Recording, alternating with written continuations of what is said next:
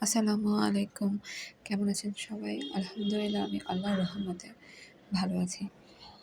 ৩টি সূরা সকাল, সন্ধ্যা ও রাতে নিয়মিত পাঠ করলে সকল বিপদ-আপদ থেকে রক্ষা পাবেন। আমরা বাইরে বাসায় অনেক ধরনের বিপদে পড়ি। যেমন আগুনে পড়া বা বাসায় বসে থাকতে, থাকতে অনেক অ্যাক্সিডেন্ট হয়ে যায়। এমন না যে বাইরে বের হলেই খেতে গেলাম আর আমরা আগুনে পড়লাম। কেউ বাসায় বসেও রান্না করতে গিয়ে আগুনে পড়ে, কেউ বাইরে খেতে গিয়েও আগুনে পড়ে। দুর্ঘটনা হতেই পারে, সেটা আমাদের জীবনের জন্য অবধারিত। কিন্তু আল্লাহ তাআলার কাছ থেকে আমরা রহমত চাইতে পারি। আল্লাহ তাআলার কাছ থেকে আমরা সেই সকল দুর্ঘটনা থেকে নাজাত পেতে পারি আল্লাহর রহমতে।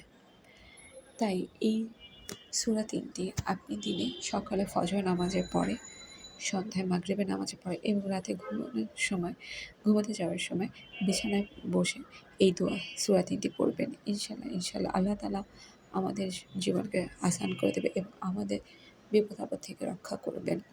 সূরা ৩টি হচ্ছে সূরা ইখলাস, সূরা ফালাক, সূরা নাস।